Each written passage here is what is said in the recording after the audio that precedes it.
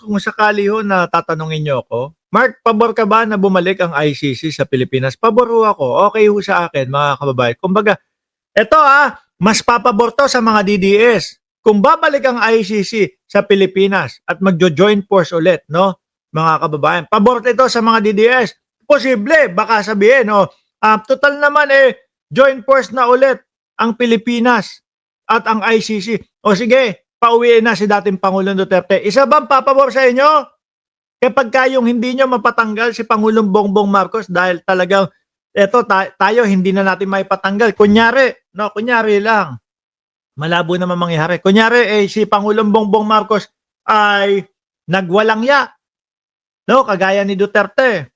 O pwede nating sabihin sa ICC, gusto naming mapaalis itong presidente. Pwede nating kasuhan.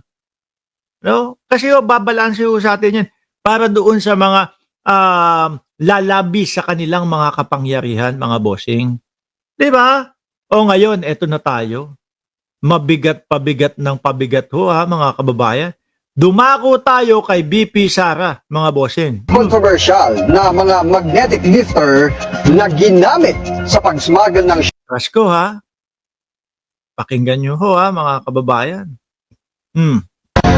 Isang nagpakilalang bagman ikinanta na suportado ng Pogo at drug lords si VP Sara. Ang Suportado ng Pogo? Suportado ang Pogo?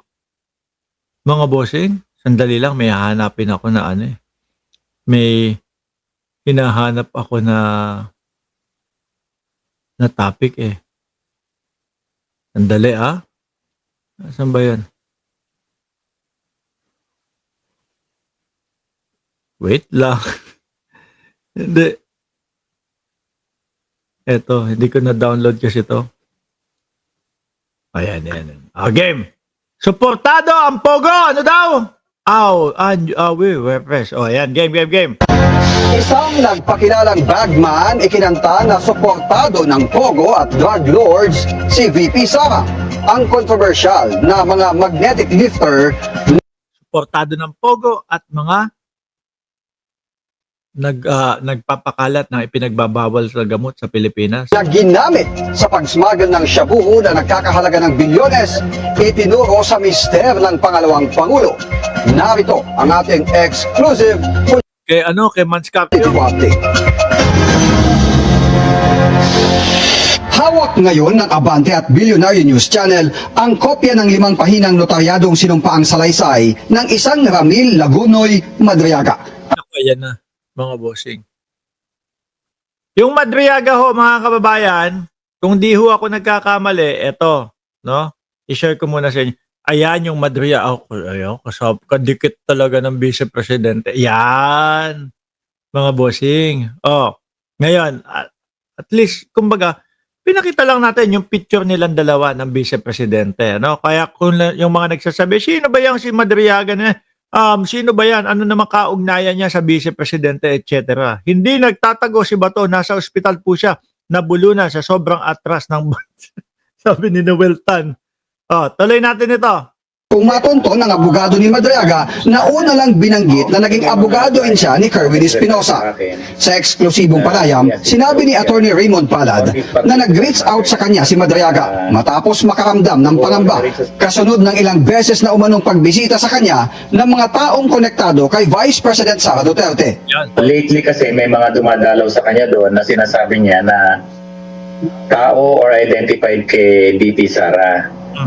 And nagwo-worry din siya doon sa safety niya ron sa loob, kaya talagang minsan gagawa ng paraan niya na matawagan kami para lang magkaroon ng urgent visit sa kanya para masabi niya yung nalalaman niya. Okay. Nakakulong sa BGMP facility si Madriaga matapos siyang madiin. Sabi ni Paulo Saison, buhat tayo sa gym mo, pre. After ng vlog mo. Anong oras? Anong oras na ba? Alas 10? Alas 11. Putrages ka, wag mo paasahin, Alas 11, sige. Bubuksan ko yung pinto para sa iyo, Okay. Sa 3 counts ng kidnapping na kanya daw ngayong pinababasura sa korte. Sa kanyang sworn affidavit, 2016 siya pinakilala sa pamilya Duterte at Okay. nang manalong Pangulo si Nooy Mayor Digong Duterte, nagbibigay siya ng intel sa Pangulo kaugnay ng Oplan Double Barrel. Dati na raw siyang nagtrabaho bilang intel officer sa Finance Department, National Security Council, ISAF at sa PSG. Mabigat pala talaga itong si Madriaga, ano? Tayong dalawa, magbubuhat tayo, no? Ubusin mo ang lakas ko. 2018 nang direkta siyang nagtrabaho kay Mayor Sara para Ayan na. magbigay ng intel reports para sa dapat ay presidential campaign ng Mayora mula 2021 hanggang 2022. Ayan. Batayan niya sa utos Ayan na, ulitin na. Oh, may picture sila dalawa, oh. Tignan nyo, oh. Ano ba yan? Remove. Di ba? Ganda ng pagkakatayo nilang dalawa. O, balik. Davao City Mayor Sara Duterte bilang national convener, itinatag niya ang Inday Sara Duterte is my president at ang pondo na ginagamit o mano nilang pondo noon ay pera mula sa mga pogo operator at drug dealer. Wow. Grabe, ano? Kung totoo ho yan, malaki ang utang na loob nila doon sa mga drug dealer. Kung ano po ang kapalit nun, baka protection po para doon sa negosyo ng mga yon, di ba? Kasama rin sa napondohan ang ibang support group para sa kandidatura ni Mayor Sara. Katunayan niya ang kontrobersyal na magnetic lifter noong 2018. Mister Ninoy Davao City Mayor Sara ang nag-utos sa kanya para mailabas ito sa kustodiya ng Bureau of Customs Manscarpio. sa Manila International Container Port na kalaunan ay natagpuan sa Cavite na wala ng laman. Sa kwento niya sa akin talaga lang, wala naman daw talagang alam yung tagubat, naging biktima lang. Siya dapat ang maglalabas noon dahil labas-pasok na daw siya sa custom. Pero dahil hot item, hindi niya nilabas at ni-report na lang niya doon sa nagutos sa kanya na hot item, sir, may nakamata na dyan. So, dinaan na lang sa, ang term niya is pinera na lang, kaya nilabas yung magnetic lifter.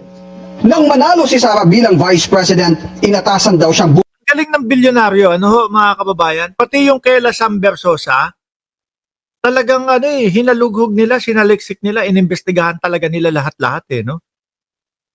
Ang galing ng bilyonaryo, ang lalim ng pagsasaliksik nila. bumuo ng Vice Presidential Security and Protection Group para sa seguridad at intelligence work ni VP Sara. Siya daw mismo ang nagpakilala at nagrekomenda kay Colonel Dennis Nolasco na isa umano sa mga estudyante niya sa Presidential Security Group. At si Nolasco naman ang kumuha ng serbisyo ni Nooy Colonel Raymond Dante Ito na, si Nolasco, papasok na yung mga La Chica. Ito na ho, papasok na mga kababayan. de la Chica para pamuluan ang Vice Presidential Security and Protection Group. Vice